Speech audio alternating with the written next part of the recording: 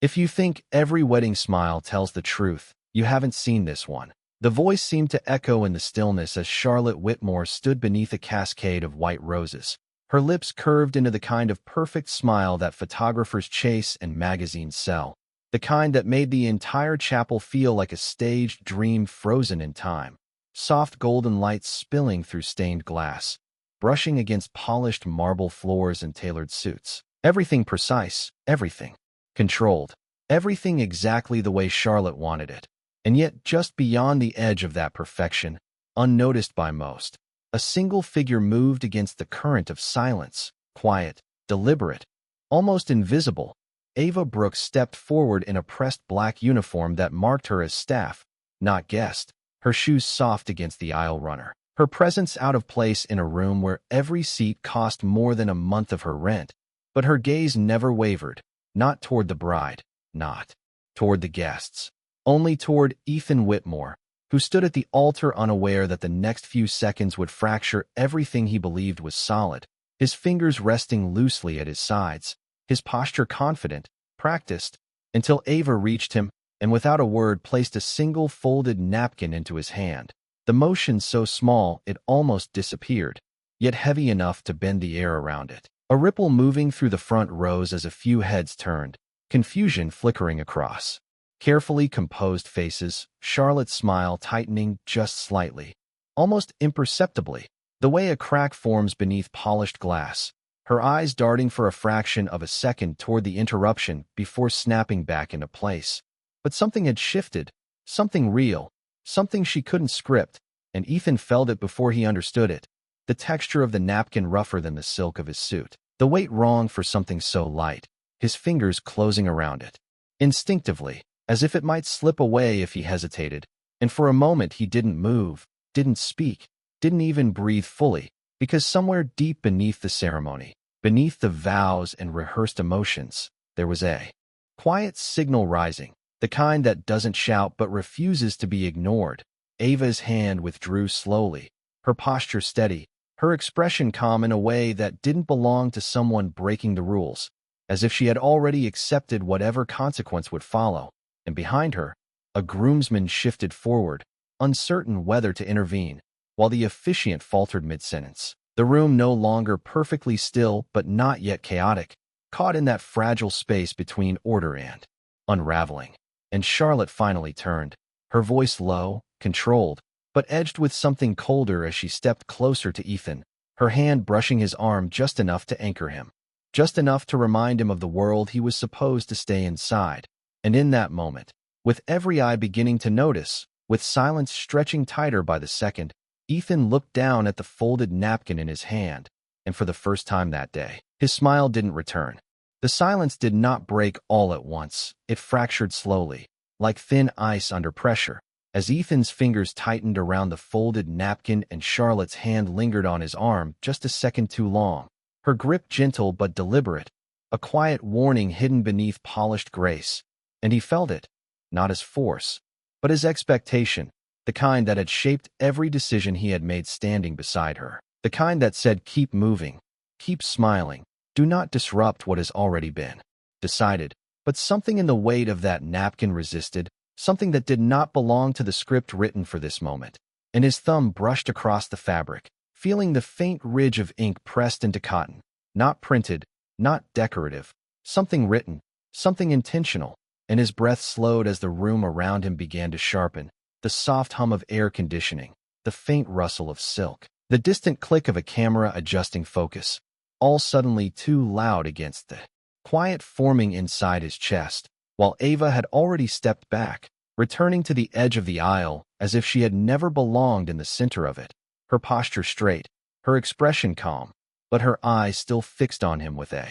steadiness that did not ask for permission, did not ask for forgiveness, only waited, as if she had already done what needed to be done and the rest no longer belonged to her. And that was what unsettled him most, not her interruption, not the whispers spreading row by row, but the absence of hesitation in her, the absence of doubt, as if whatever lived inside that napkin had already crossed a line that could not be uncrossed. And he felt Charlotte shift beside him, her voice low, almost gentle. As it reached him, telling him they could look at it later, that the ceremony should continue, that everyone was watching, and he knew she was right about that. He could feel the weight of dozens of eyes pressing forward, waiting for him to restore the moment, to return to the version of himself they expected, but the version of himself holding that napkin did not move the same way, did not think the same way, because there was a quiet memory rising now, something small but persistent, a conversation weeks ago about contracts and signatures, about trust and control, about things that had seemed distant then, but now felt uncomfortably close. And without realizing it, he had already taken a step back, just half a step, enough to create space between him and Charlotte, enough to breathe without her hand guiding him. And in that space, the world seemed to pause again, not as perfect as before, but sharper, more honest, as if something beneath the surface had finally been exposed to air. And Ethan looked down once more at the folded napkin, the edges slightly worn, the crease imperfect, the ink just visible beneath the thin fabric. And for the first time, he realized this was not a mistake, not an accident, not a random act from someone who did not understand where she stood. This was a choice, deliberate and precise, and whatever truth it carried had already begun to change everything, whether he opened it now or not. Charlotte felt it before she saw it, that subtle shift in the room that no amount of planning could control, the way conversations stopped mid-breath,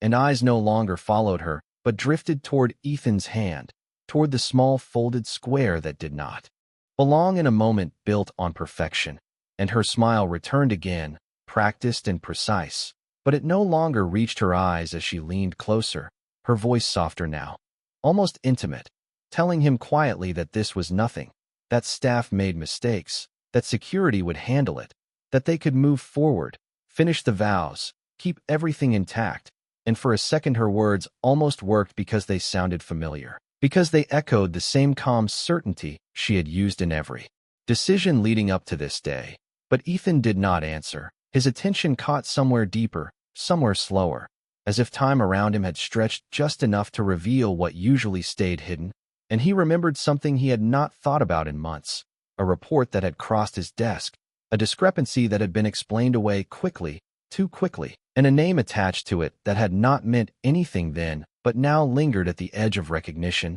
Brooks, Ava Brooks, and his gaze lifted just slightly, enough to find her again standing near the aisle, no longer moving, no longer trying to leave, just present, her shoulders squared, her hands resting at her sides, not defensive, not apologetic, just steady, as if she understood exactly what was happening even before he did. And that realization unsettled him more than anything Charlotte had said, because it meant this moment had been building long before the ceremony began, long before the guests arrived, long before he stepped into this suit and took his place at the altar. And Charlotte felt that distance forming now, subtle but undeniable, the way his body angled just slightly away from hers, the way his focus slipped from her control, and for the first time her composure cracked, not visibly, not enough for the room to see, but enough for her voice to tighten when she spoke again, reminding him that everyone was watching, that investors,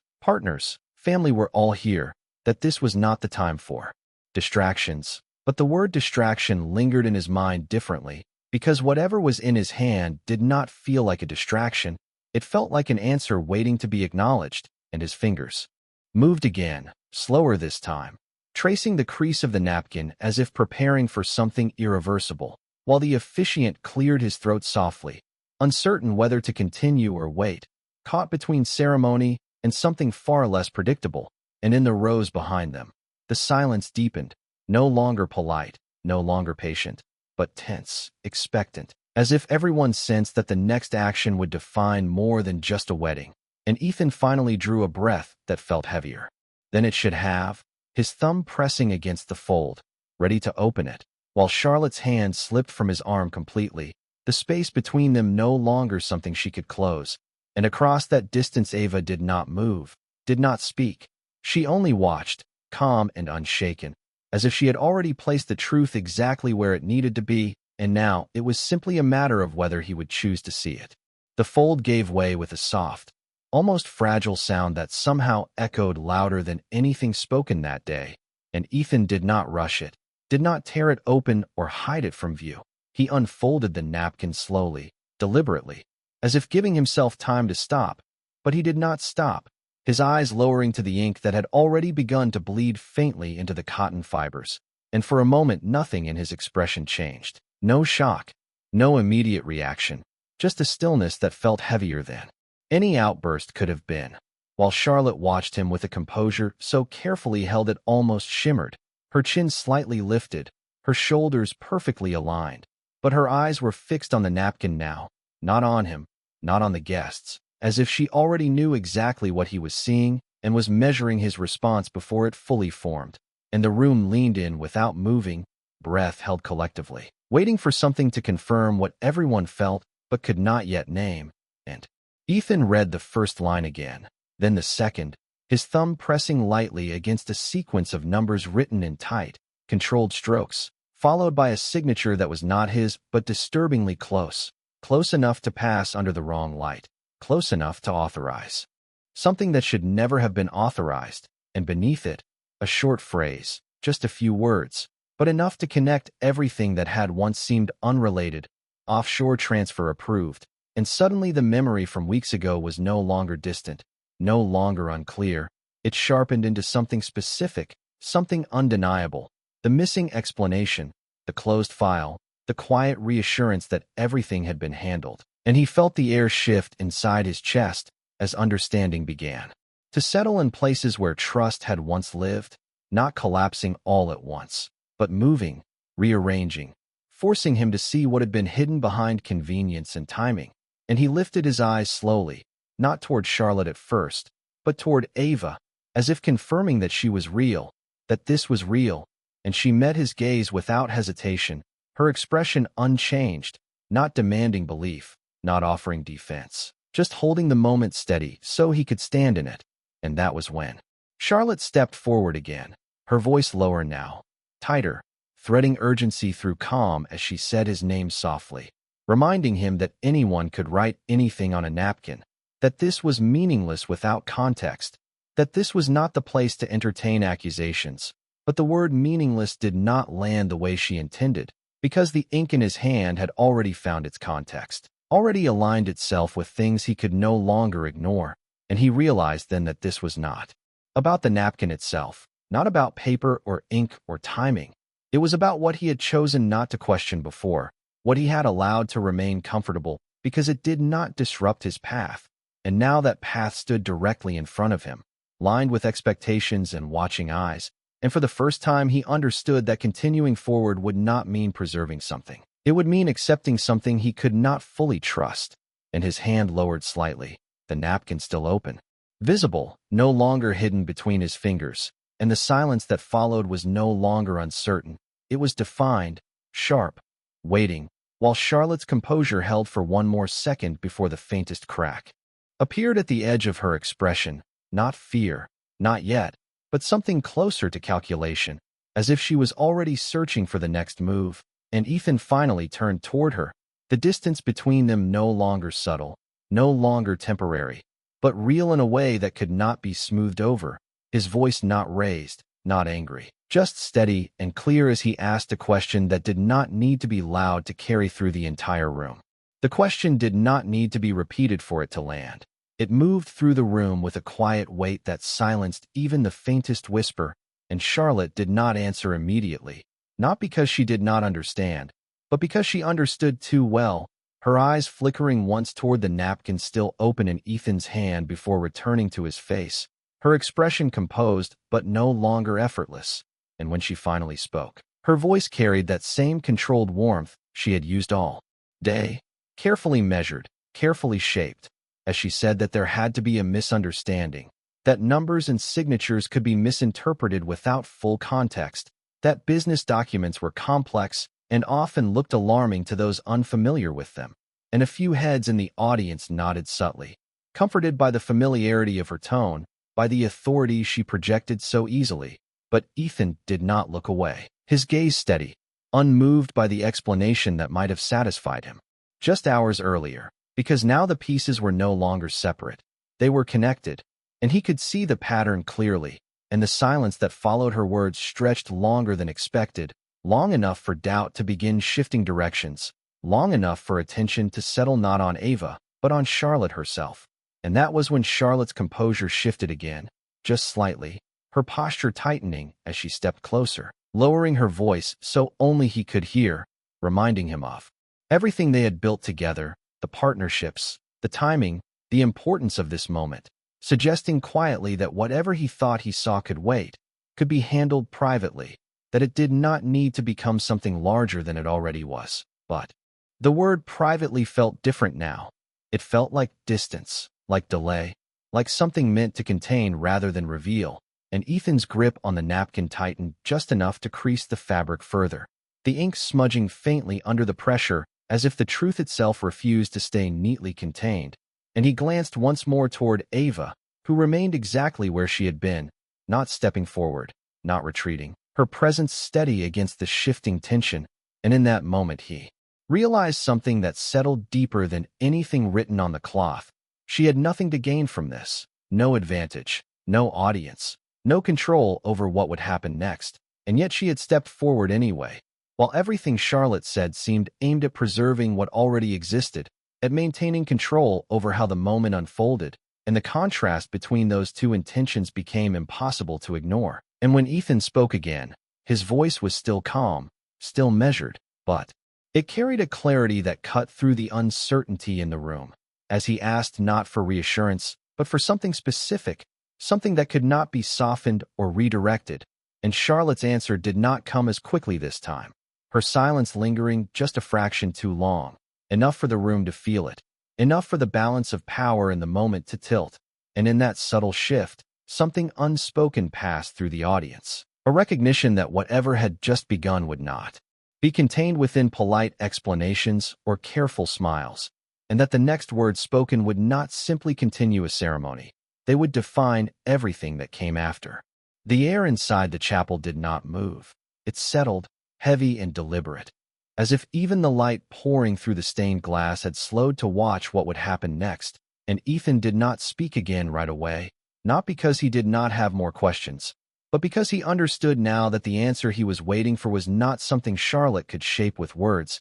It was something that had already revealed itself in what she did not say, in the hesitation that lingered just a second, too long, in the way her eyes no longer held steady when they met his. And for the first time since the ceremony began, he allowed himself to feel the full weight of that realization, not rushed, not forced, just present, settling into him like a quiet truth that did not need to announce itself loudly to be undeniable. And around them the room seemed suspended in that same awareness. Guests no longer shifting or whispering, the officiant standing still with his hands gently folded, uncertain whether his role still belonged in this moment, while the soft hum of the building became the only sound threading through the silence. And somewhere in that stillness Ethan lowered the napkin slightly, not hiding it, not discarding it, just holding it in a way that felt more grounded, as if he had accepted what it represented and no longer needed to prove it to himself. And Charlotte saw that change.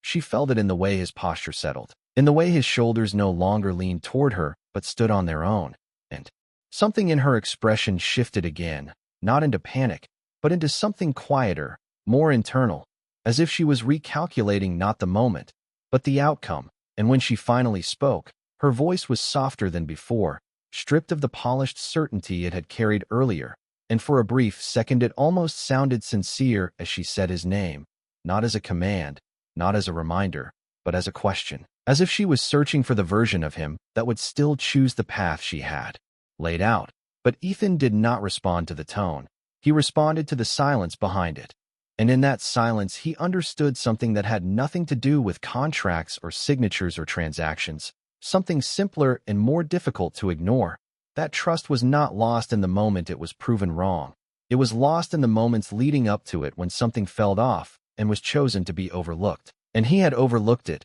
He had allowed comfort to take the place of clarity, and now clarity stood in front of him, quiet and unmovable, and he turned his head slightly, not fully, just enough to see Ava again standing near the aisle, her presence unchanged, her calm untouched by the tension that had filled the room. And there was no triumph in her expression, no expectation of acknowledgement, just a steady kind of patience that did not demand anything from him. And that steadiness grounded him more than anything else in the room, because it reminded him that this moment was not about spectacle, not about embarrassment or exposure. It was about a choice, simple and irreversible. And as he drew a slow breath, the kind that fills the lungs fully and leaves no space for hesitation, he understood that whatever came next would not return things to how they were. And for the first time that day, he did not try to hold on to that. He let it go, standing in the quiet space between what had been planned and what was now undeniably real,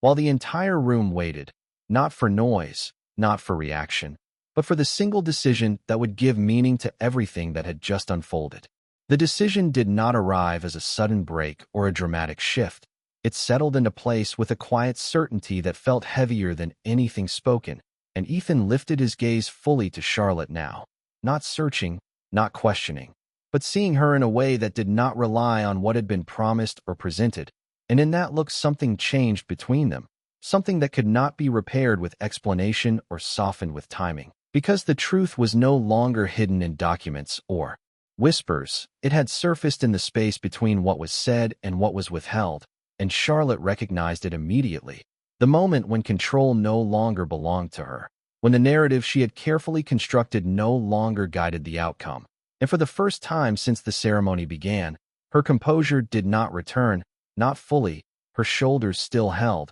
her posture still elegant. But her eyes betrayed something deeper, not fear exactly, but the realization that the moment had moved beyond her reach. And Ethan did not raise his voice when he spoke. He did not accuse or expose. He simply asked one more question, quieter than the last, but sharper, more precise, something that did not invite interpretation, something that could only be answered with truth or avoided entirely. And Charlotte hesitated, just long enough for the room to feel it again, that thin space where silence becomes an answer. And in that hesitation, everything aligned for Ethan, not just the ink on the napkin, not just the memory of overlooked details, but the pattern of decisions, the ease with which explanations had come before, the absence of this kind of pause. And he understood then that this was the confirmation he had not known he needed, not written, not signed, but present in the way she could not meet him fully in this moment.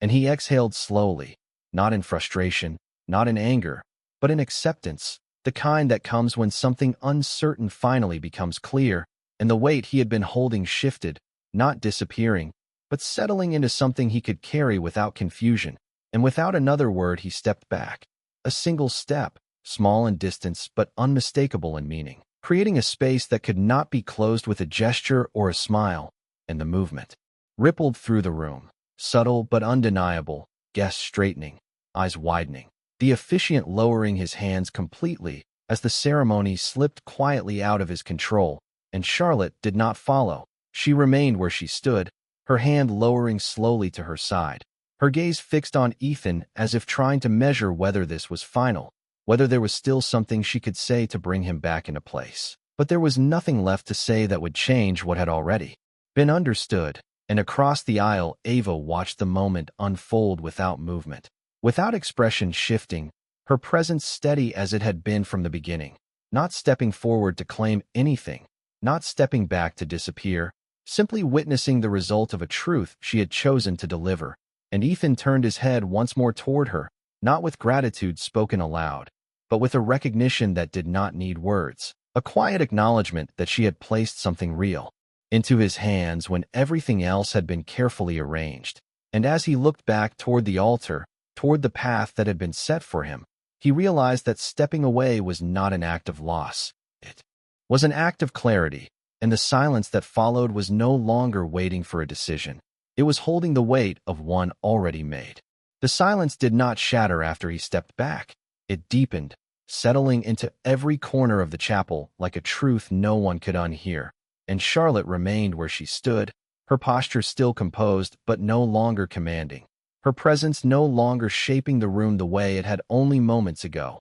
And for the first time the distance between them was not just physical, it was visible, undeniable, something everyone could feel even without understanding every detail that had led to it. And Ethan lowered his hand slowly, the napkin still open, still real, no longer something hidden or questioned, but something acknowledged, and he did not look at it again because he no longer needed to. The decision it had brought him to had already taken form, and when he finally spoke, his voice was calm, steady, carrying clearly without effort, not addressing the room, not addressing the expectations surrounding him, but speaking directly to Charlotte in a way that left no space for interpretation, and he told her quietly that he could not continue, that this moment was meant to be built on trust and clarity, and that he no longer had either in a way that felt honest, and there was no accusation in his tone, no attempt to expose or humiliate, only a simple truth stated without decoration,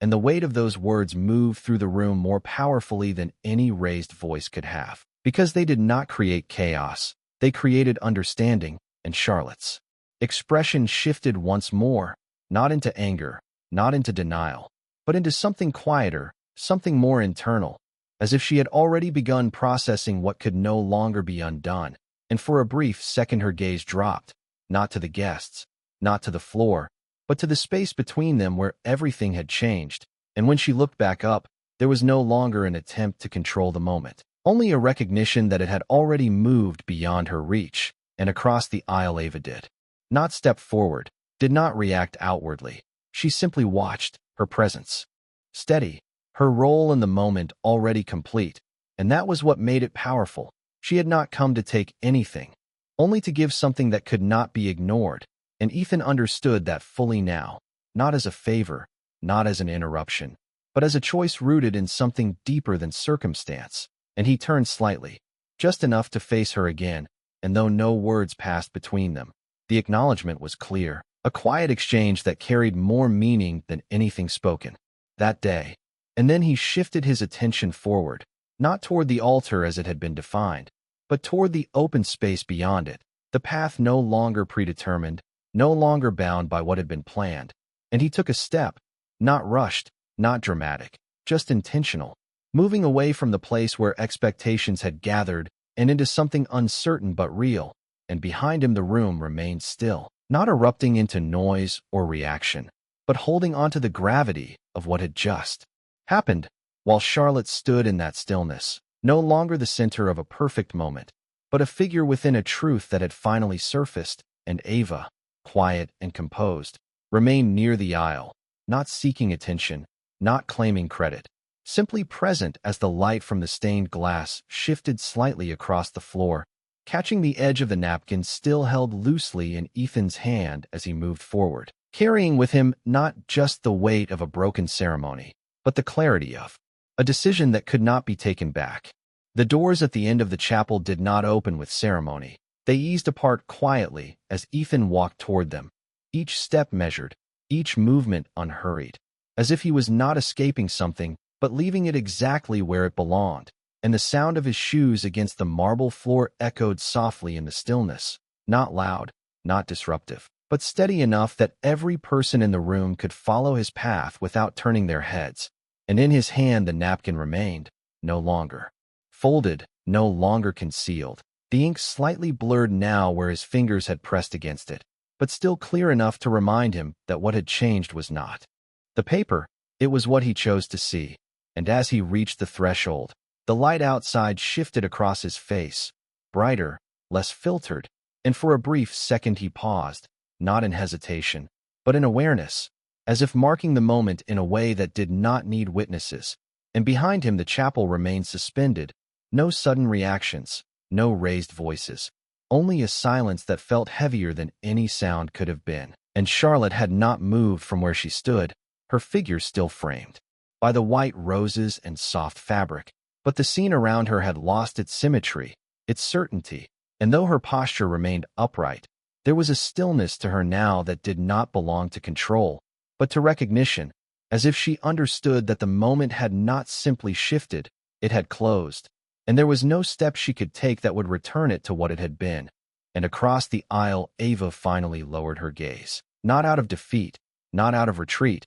but as if releasing the moment completely. Her role finished without announcement, without acknowledgement demanded, and she turned slightly, her movement as quiet as when she had stepped forward, blending once again into the space she had come from, not seeking attention, not waiting for gratitude, only carrying the same calm presence that had brought her there. And as she walked toward the back of the room, the faint sound of fabric brushing against her uniform was the only trace she left behind. And near the entrance, Ethan stepped fully into the light, the door closing softly behind him with a muted sound that seemed to settle everything into place, not ending it with force, but with finality. And inside the chapel no one spoke. No one moved to fill the space that had been left behind, because what remained was not confusion. It was clarity, quiet and undeniable, held in the still air, reflected in the still faces. And somewhere near the altar, almost unnoticed, the edge of the napkin's imprint